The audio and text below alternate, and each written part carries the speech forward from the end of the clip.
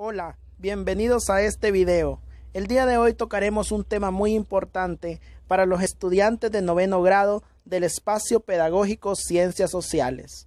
El tema es los derechos de los hombres y las mujeres en América. Iniciaremos el día de hoy con una pregunta.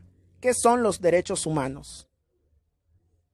Los derechos humanos son el conjunto de prerrogativas inherentes a la naturaleza de la persona, cuya realización efectiva resulta indispensable para el desarrollo integral del individuo que vive en una sociedad jurídicamente organizada, que reconoce el valor de la persona por encima de cualquier realidad y su dignidad como ser humano. También el valor de la libertad como fundamento inmediato. Podemos decir que los derechos humanos, estos deben ser reconocidos y garantizados por el Estado. Como antecedente, podemos decir que el 10 de diciembre de 1948, la Asamblea General de las Naciones Unidas aprobó y proclamó la Declaración Universal de los Derechos Humanos.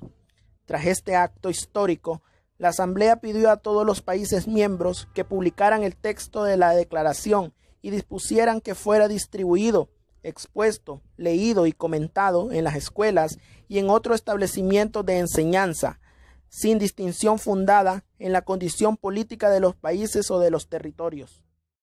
Existen también instrumentos internacionales cuya función es hacer valer los derechos humanos, los cuales son la Declaración Universal de los Derechos Humanos, el Pacto Internacional de Derechos Económicos, Sociales y Culturales, el Pacto Internacional de Derechos Civiles, Políticos, Convención Americana sobre los Derechos Humanos, Declaración Americana de los Derechos y Deberes del Hombre, entre otros instrumentos internacionales.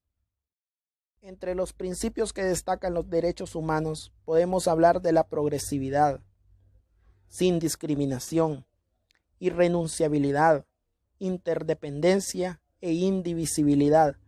Entre sus características podremos decir que son universales, innatos, inviolables, intransferibles, complementarios, imprescriptibles, no jerarquizados y transnacionales. Los derechos humanos tienden a proteger la libertad, la igualdad, la dignidad, la vida, la integridad y la seguridad jurídica. Los derechos humanos se clasifican por generaciones.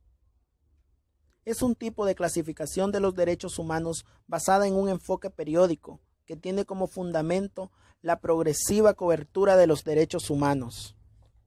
Estos se clasifican en primera generación, donde están los derechos civiles y políticos. La segunda generación, donde están los derechos económicos, sociales y culturales. Y de tercera generación están los derechos de los pueblos. Los derechos humanos de primera generación. Estos tienen su fundamento en la libertad individual. Están constituidos por aquellos que nacen con el individuo y su defensa ante los poderes públicos, ante el Estado y sus instituciones. Surgen luego de la Revolución Francesa y a partir de la Declaración de los Derechos del Hombre y del Ciudadano.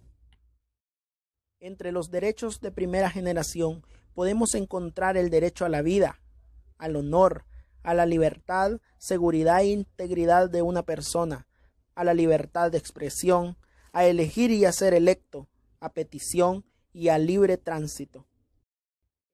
Derechos humanos de segunda generación. Estos tienen su fundamento en la igualdad de los seres humanos. Le corresponde a los poderes públicos el facilitar el acceso efectivo de todos los ciudadanos a los bienes económicos, sociales y culturales. En los derechos de segunda generación encontramos el derecho al trabajo, a la educación, a la salud, a la protección y asistencia de los menores de la familia y a la vivienda. Los derechos de tercera generación tienen su fundamento en la solidaridad. Se les denomina derechos de los pueblos o derechos de solidaridad. Pueden ser reclamados ante el propio Estado por un grupo pertenecientes al mismo o por otro Estado. Requieren para su cumplimiento de leyes concretas tanto del Estado como de la comunidad internacional. Involucran el concepto de paz en su sentido más amplio.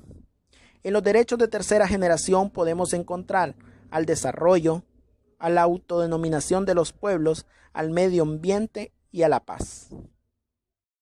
Antes de finalizar el video, nos despediremos con una pequeña pregunta. ¿Qué podemos hacer como profesores para implementar los derechos humanos en nuestra realidad educativa? La educación sobre los derechos humanos es imprescindible para la promoción y el respeto de los mismos.